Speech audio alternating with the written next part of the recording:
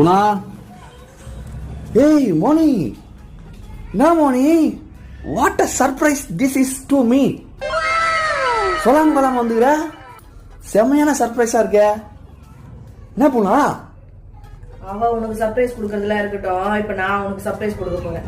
ஏன் நீ வீட்டுக்கு கிளம்ப போறியா?